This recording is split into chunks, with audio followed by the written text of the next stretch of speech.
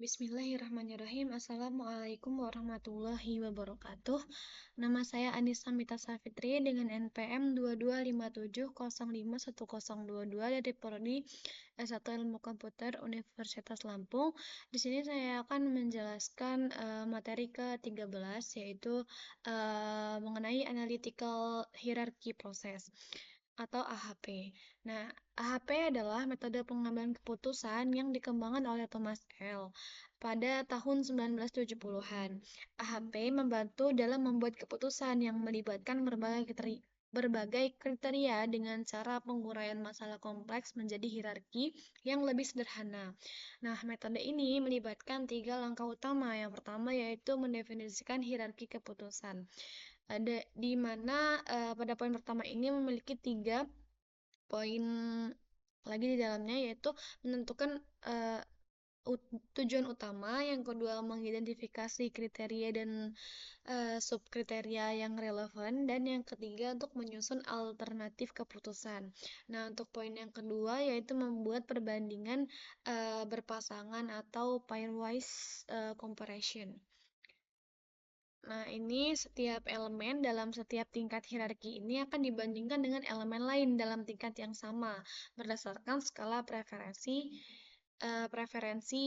Biasanya itu skalanya 1 sampai dengan 9. Nah, yang poin ketiga yaitu menghitung bobot dan konsistensi. Nah, ini menggunakan nilai Eigen untuk menghitung bobot relatif dari setiap elemen dan mengukur konsistensi perbandingan untuk memastikan keandalan hasil atau rasio konsistensi harus kurang dari 0,1 begitu. Nah, lalu ini di sini kita terapkan metode AHP pada studi kasus pemilihan smartphone baru ya. Nah, untuk itu yang pertama mendefinisikan hierarki keputusan. Nah, yang pertama itu ada tujuan. Tujuan itu untuk memilih smartphone baru yang terbaik. Nah, yang kedua itu ada kriteria. Kriterianya itu yaitu performa, kualitas kamera, dan harga. Lalu untuk alternatif ini, dia menggunakan handphone Samsung, Poco, dan Realme. Nah, selanjutnya itu membuat perbandingan berpasangan atau pairwise comparison untuk kriteria. Nah, di sini kita akan menggunakan skala 1 sampai 9 untuk mengukur preferensi berdasarkan skor prioritas utama 835. Nah, yang poin ketiga yaitu menghitung bobot kriteria dan konsistensi. Yang keempat, membuat perbandingan berpasangan untuk alternatif berdasarkan setiap kriteria. Nah, setiap kriteria ini akan dibandingkan berdasarkan masing-masing kriterianya ya. Nah, yang poin kelima itu menghitung bobot alternatif untuk setiap kriteria dan menggabungkannya untuk menentukan smartphone terbaik. Nah, untuk langkah yang pertama ini, matriks itu akan dibandingkan berpasangan untuk kriteria-kriterianya. Nah, P itu untuk performa, K itu untuk kualitas kamera, dan H untuk harga. Nah, skor prioritas utamanya itu ada 8, 3, 5. Nah, matriks perbandingan berpasangan untuk kriterianya itu P versus K itu 8/3, lalu P versus H atau performa versus kamera ya, itu ada 8/3. Lalu untuk performa dan harga itu 8/5. Lalu untuk kualitas kamera dan harga itu 3/5. Nah, ini untuk implementasi dalam codingannya itu seperti ini. Jadi kita akan import dulu, setelahnya kita masukkan definisinya kita definisikan semuanya di sini. Untuk matriksnya juga nilai Eigennya. Nih, menghitung nilai Eigen dan vektor Eigen dari matriks perbandingan. Jadi ini untuk menghitung dari nilai Eigen dan vektor Eigennya. Lalu selanjutnya kita menentukan sistem Eigen maksimumnya. Lalu menentukan vektor Eigen yang sesuai dengan menormalkan untuk mendapatkan bobot alternatif. Nah, ini untuk codingannya seperti ini.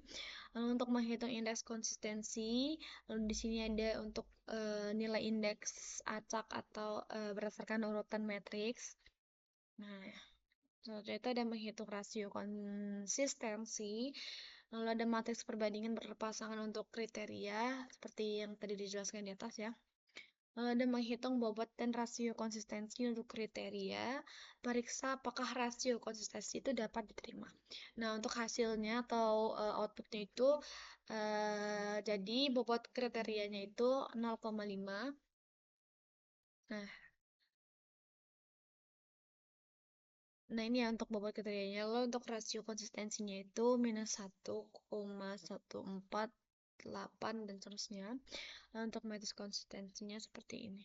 Nah, untuk langkah yang kedua yaitu matriks perbandingan berpasangan untuk alternatif untuk setiap kriteria. Nah, kita akan membuat matriks perbandingan berpasangan untuk alternatif Samsung, Poco, dan Realme. Nah, berdasarkan skor performa, kualitas kamera, dan harga yang diberikan sebelumnya ya. Jadi untuk codingannya itu seperti ini. Kita akan membuat matriks perbandingan berpasangan untuk alternatif berdasarkan performa.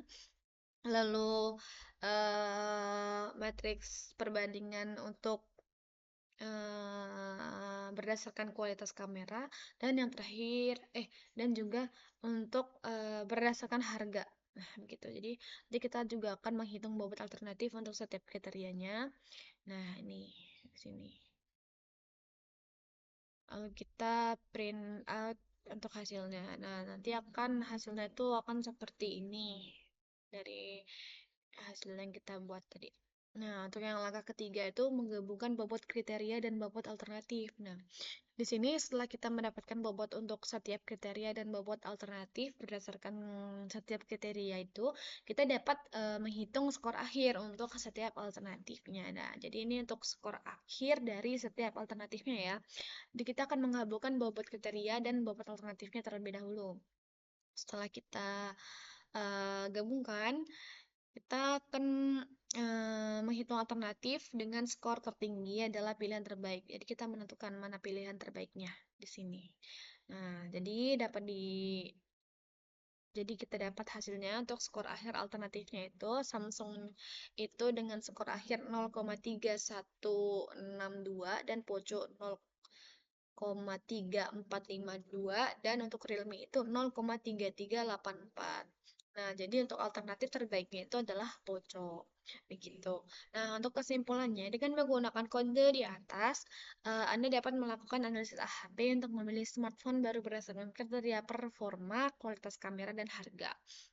Nah, pastikan untuk memastikan rasio konsistensi atau CR untuk memastikan bahwa perbandingan berpasangan yang Anda lakukan adalah konsistensi. Nah, jika CR kurang dari 0,1, maka matriks perbandingan Anda konsisten dan hasilnya dapat diandalkan. Nah, begitu. Nah, mungkin cukup sekian yang dapat saya sampaikan. Saya mohon maaf apabila terdapat kesalahan. Saya akhiri. Wabillahi taufik wal hidayah. Wassalamualaikum warahmatullahi wabarakatuh.